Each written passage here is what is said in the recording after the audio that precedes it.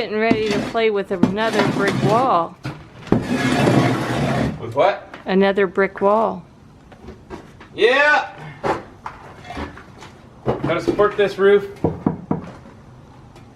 And then this is all going away. Because once I take the brick down below this, there's nothing to hold this up. And this is a lot of weight. Mm-hmm. So, I'm just gonna pull it up. Take it out. Okay. Go all the way to the ground. Ish. Ish. And put it all back together. How long could it take? A couple years? Who knows? Who knows? All we have is time. All right, it's time for more temporary walls. We have to support the floor on the second floor and the roof above there, because I have to take this part down all the way up. So let's go inside and I'll show you the temporary walls and what we have to do. So we've made this temporary wall a little while ago. We know the floor is solid under here, and this is all that needs supported. This floor is not connected to the brick wall. It just is separate. And this wall, that floor joist here and that one are supported by a brick wall that will not come down. And for perspective, this is the first floor, and Carrie calls this I think this is the music room. But now let's go to the second floor. And this is the second floor. This is that, so that wall carries down there. There's a wall right below it that I just showed you. We've got to buy some expensive OSB to put over this once I get a few studs in. And it really only has to support these floor joists right there. So that one will be supported by the wall, the brick wall that's staying. This entire brick wall is staying. That's brick and stone that's gonna stay. So I'm really only supporting these two floor joists here. Those two floor joists is what I'm supporting. And then the next wall I'm gonna build above this is the second floor. The next wall will be up in the attic, supporting the roof. And now, up in the attic, I think we've already showed that we've taken this part out. This is where we took down the dormer. Outside, no more dormer.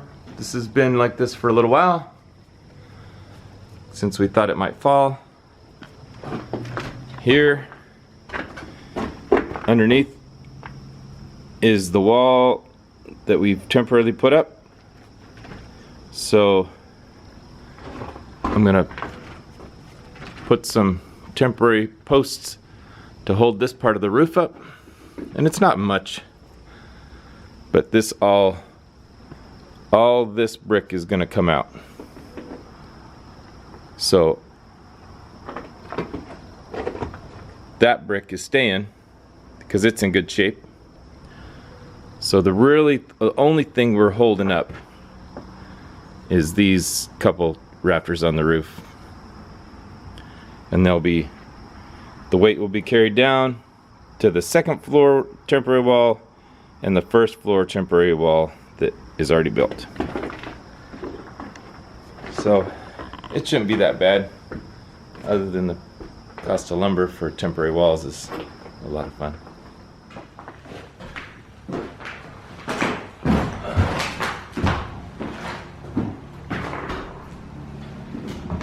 I decided to use posts instead of building a OSB wall. One reason, OSB is going for $51 a sheet right now. And that's not the real reason. Real reason is because I need to get to all this stuff, and if I build a OSB wall, then I won't be able to get to any of this. So I'm building posts so I can. And there's an OSB wall underneath this spot in the music room. You missed when I was filming all that. I even called it the music room. I said, Carrie calls this the music room. How many of those posts are you putting in? This one and this one. Because this one, I already explained that this one is being held by this wall that's not coming down. Right. This isn't even coming down. No, Now that I'm confident in that. Okay, good.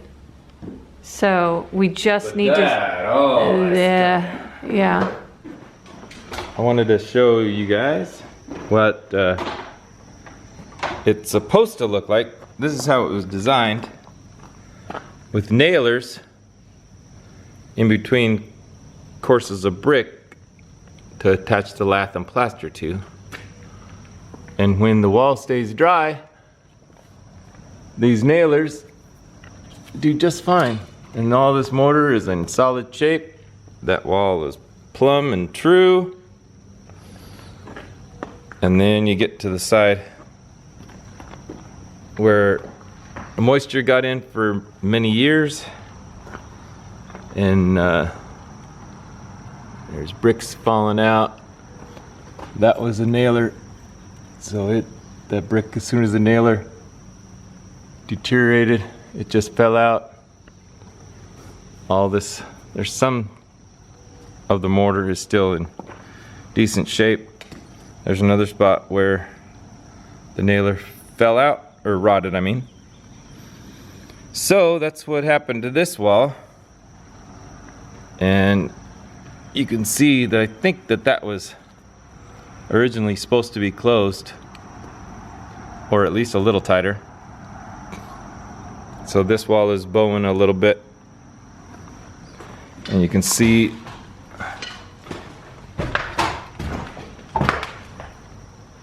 that is causing a little bit of a problem, since that's holding the wall up.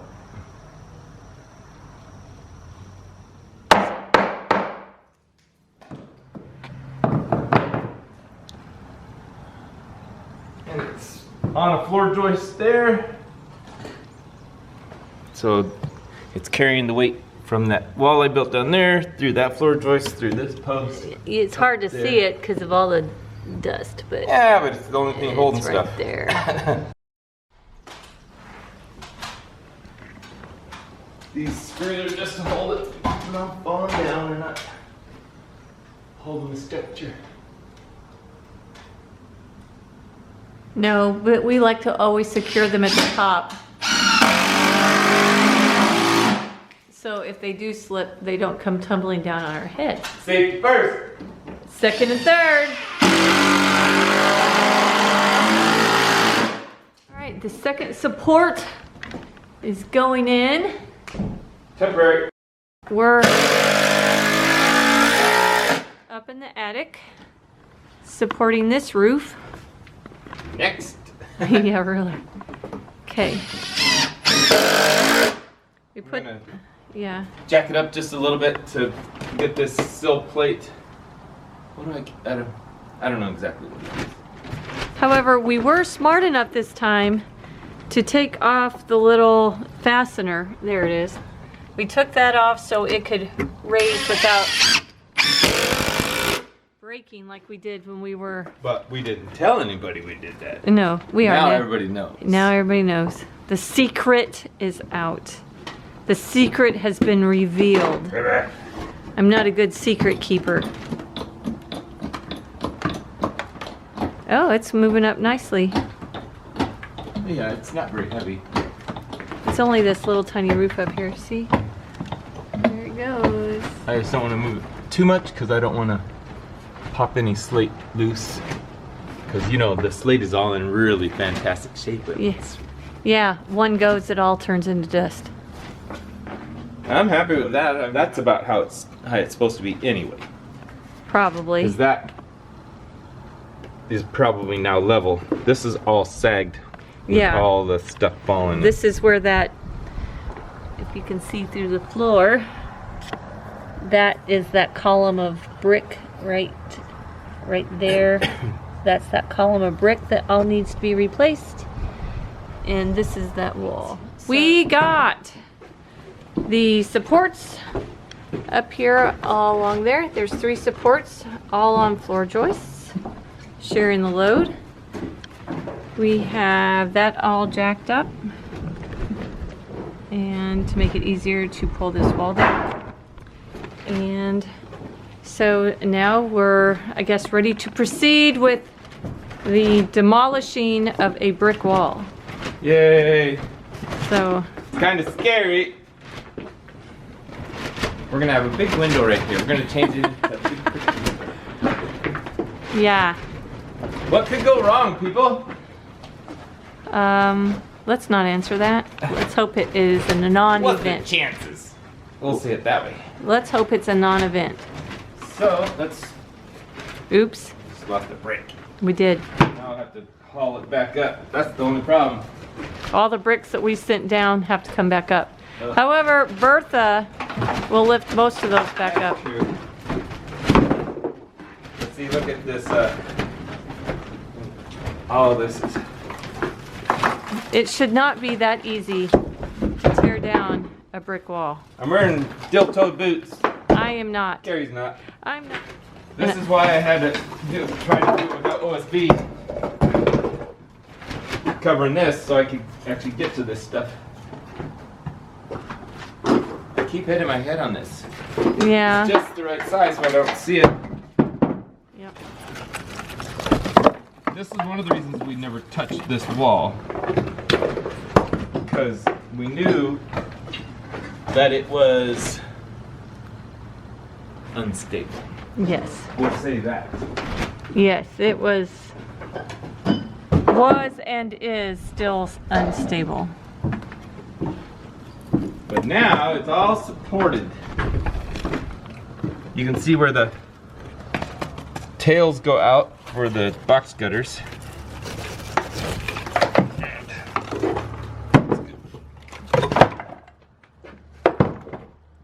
We still have, there's lots of decisions we'll have to make as we put this all back together. But it'll all be made. We were able to successfully put that corner together over there. I'm hoping that we'll be able to do this with lime mortar. We'll find out. People talk about lime mortar and all that stuff, and we'll find out. We'll find out. Because you can use regular end mortar with this type of brick. I don't think it's as good, and it obviously won't transfer moisture, but I'd rather not. So, in case anybody wanted to know how this wall is made, there's a, watch out for your feet. So there's this 2x and this 2x. This is probably a 2x8. So these are set on top of that brick below it, that's 15-inch wall. And then this is a tail to go out to hold the box gutter up. So I don't know, that's probably a 2x6. So that goes through, holds up the box gutter, and then they just filled in this with mortar and then continue the brick between here and here. That's why you see the ends of these sticking out all around the Mooreland House because it's where the books are going to be held this way. So I wanted to show you this. It isn't a bad design. I mean, this is what happens if it gets wet. But this stuff is 130 years old, and it's still solid. It looks like it did 130 years ago. There's the 2x4 and the looks like 2x8, and that one. So I mean, as long as stuff stayed dry, it was fantastic. The reason this got all soft is because as this decayed and dropped off, it kind of affected this other side. So it wasn't a bad design, it just got wet for way too long. Another thing that happens to the clay brick is that when it gets wet, it just crumbles. So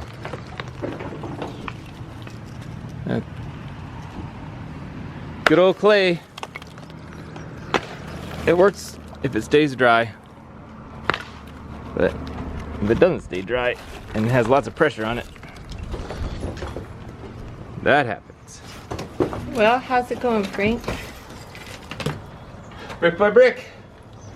But it is a lot better, I think, to be doing it from in here than 30 feet up on the telehandler. So I mean, I have to reach out a little farther, but I'd much rather do that than be 30 feet up trying to figure out what to do with the bricks. Carrie's making a really nice brick stack over there. Have you showed him your brick stack? No. I am not a brick wall builder. It looks just fantastic. But just so you know, the wall underneath this stack of bricks is also brick. That's why we're piling it right there. So that's supporting the brick wall there. So my brick walls. Everywhere's brick.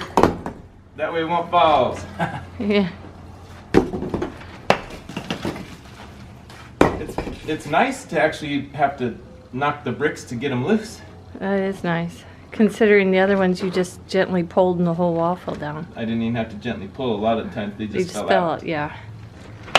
So. But these have to come out so they don't fall on me as I pull everything down on the way. And you're not pulling that corner. That's staying. Yeah. It's all looks in really good shape. Yep. I'll tie in the new one to this, and yeah, that's in good shape. That whole thing, I've already been on the outside of it. It's all fantastic. Hey Gary! What? I got to this rock before it fell. Hey! It's not held on by much, but I got to it.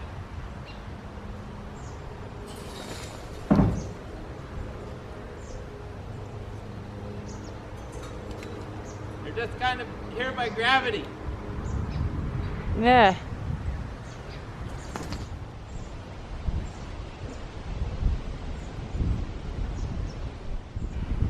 So, Frank, we're moving to the telehandler. Yeah. Up there, the crack has widened because I was standing on it and trying to move some stones, and the whole thing moved. So I think the telehandler is a little safer than trying to hang out that attic top. And as the safety officer, I agree with that. Yay! So, I was just saying how it was a lot safer to do it from inside. Now it's a lot safer to do it from outside. Yeah, exactly. All right, let me get Bertha going. Woohoo!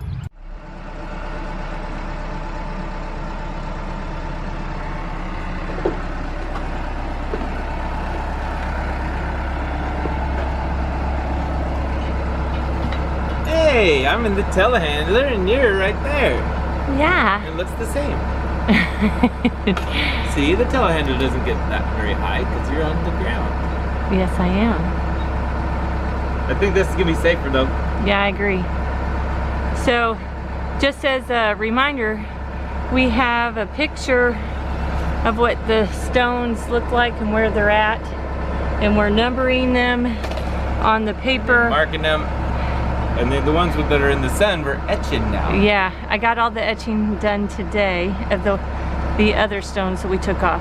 I'll show what it looks like from the telehandler perspective. So, this is what I'm taking off. That's the old, this is the box cutter. How it's all contrived. And then that's where I'll be tying in once I start putting brick back together. This is the brick, the stonework I'll have to take off. And so so the wall wouldn't move anymore. I have the telehandler up against the wall. So if I'm moving it, it doesn't jack around a little bit. What are you doing up there? You just hanging out? Seeing what there is to see up on top of the cabinets? Is that what you're doing? You're just hanging out? Mia.